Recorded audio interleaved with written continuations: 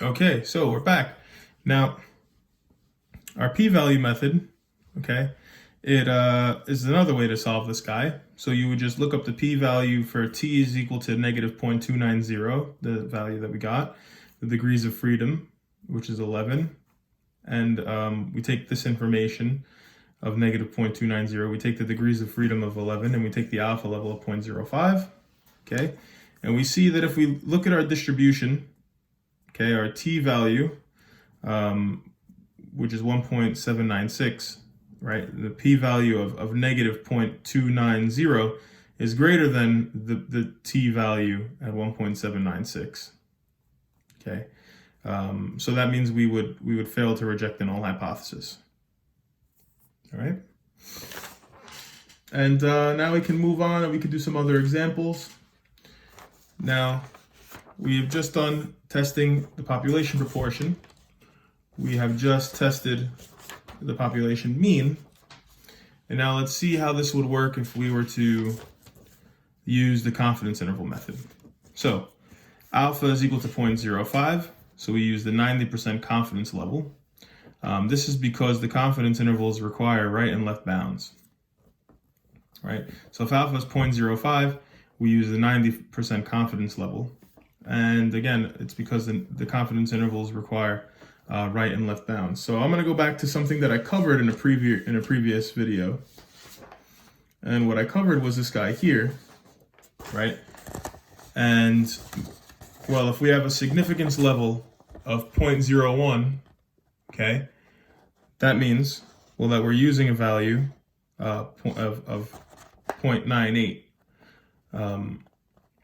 If we have a level of 0.05, we're using a value of 0.90. If we have a value for alpha of 0.10, we're using 80% here. So how does that translate into what we're seeing now?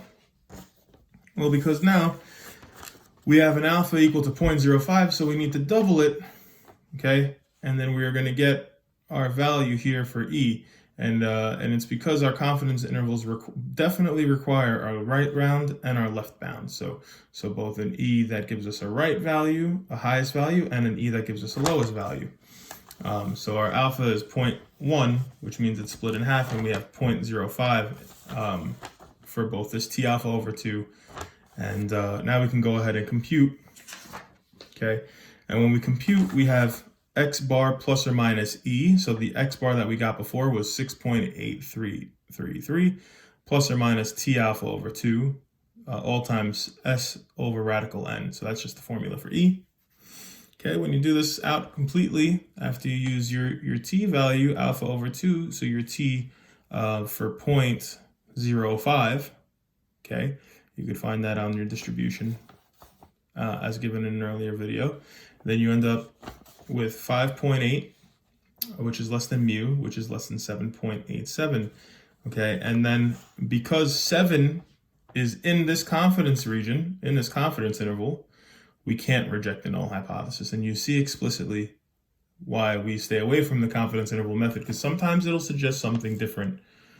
Well, actually, this actually gives us the same value because it tells us that 7 could be in between 5.8 and 7.87, which means we failed to reject the null hypothesis. So we did get the same value here, but that's not the same conclusion. That's not always going to be the case.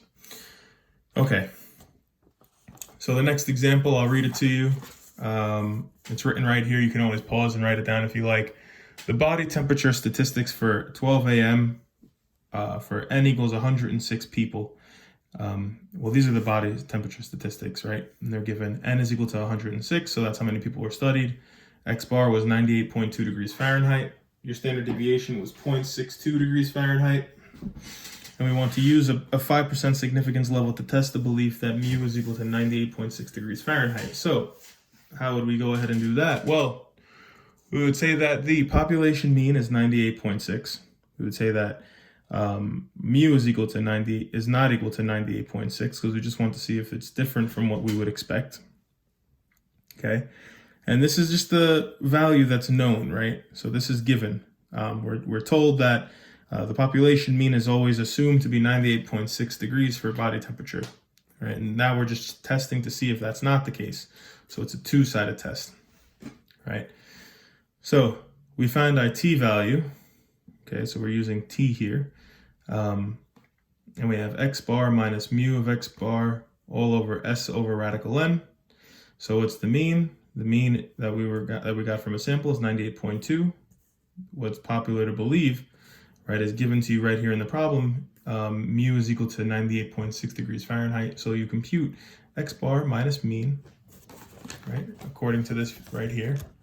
X bar minus the mean of x bar over sigma over radical n. You plug everything in here and you get negative 6.64. What does that mean?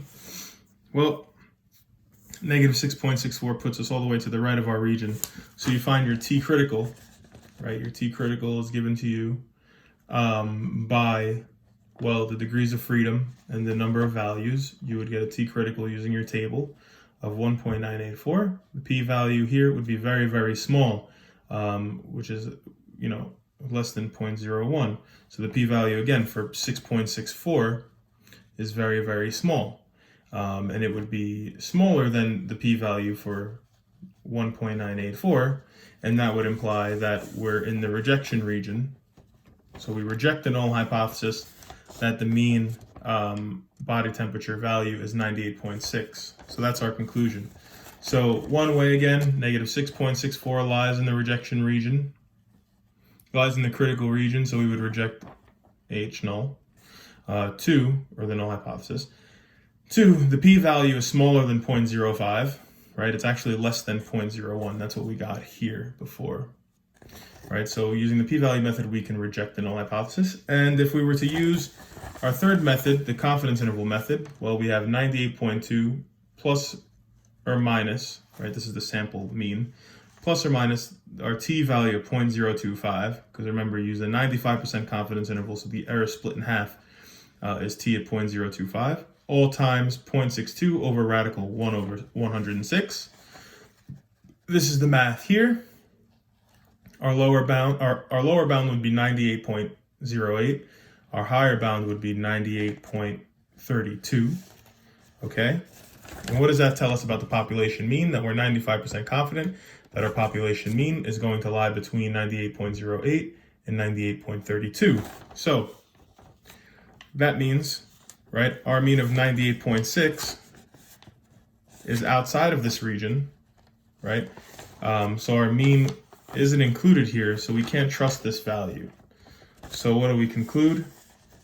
We reject the null hypothesis, right? Because